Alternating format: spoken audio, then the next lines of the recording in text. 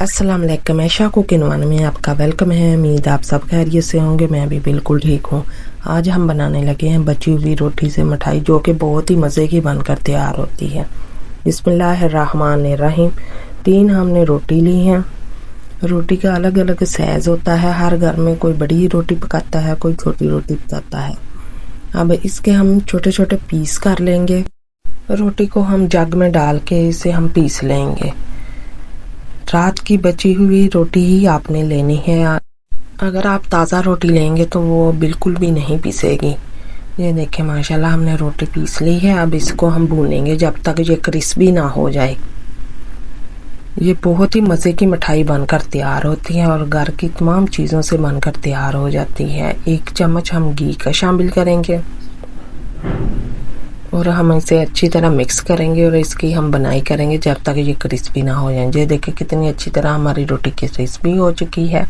अब 1 कप हम इसमें शामिल करेंगे पिसा हुआ नारियल। इसकी भी 1 मिनट तक हम करेंगे बनाई। इसका बहुत ही मज़े का फ्लेवर आएगा हमारी मिठाई में।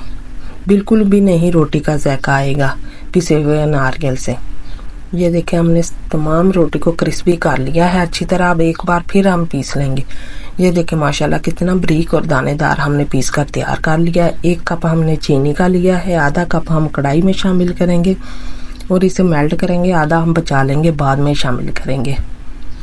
अगर आपको हमारी रेसिपी पसंद आई, लाइक करें, शेयर करें और कमेंट में हमें ज़रूर बताया करें कि आपको हमारी रेसिपी कैसी लगी।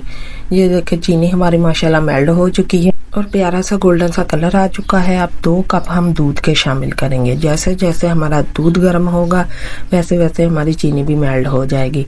4 से 5 हम पिसी हुई इलायची शामिल करेंगे खुशबू के लिए और जो रोटी हमने पीसी थी वो भी साथ ही शामिल कर देंगे और अच्छी तरह हम इसे मिक्स करेंगे जब तक कि दूध खुश्क ना हो जाए। उतनी देर हम पकाएंगे। 2 से 3 मिनट बाद ये हमारी बनकर तैयार हो जाएगी मिठाई। ये देखिए माशाल्लाह। अब जो आधा कप हम चीनी का बचाया था वो हम शामिल करेंगे।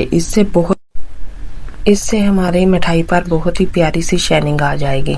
जैसे जैसे चीनी मेल्ट होगी ये देखिए कितनी अच्छी तरह शाइनिंग आनी शुरू हो चुकी है और कढ़ाई भी छोड़ दी। हमारी मिठाई बिल्कुल तैयार हो चुकी है।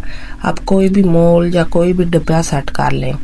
इसे हम ग्रीस कर लेंगे अच्छी तरह। अब इसमें हम अपनी मिठाई शामिल करेंगे और इसे हम प्रेस कर देंगे, अच्छी तरह हम सेट कर देंगे।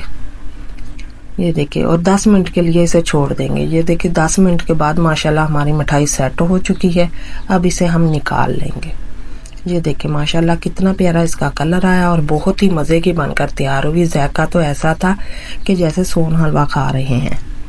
ये देखिए माशाल्लाह मैं आपको एक तोड़ के भी दिखाती हूँ। अल्लाह हाफिज़।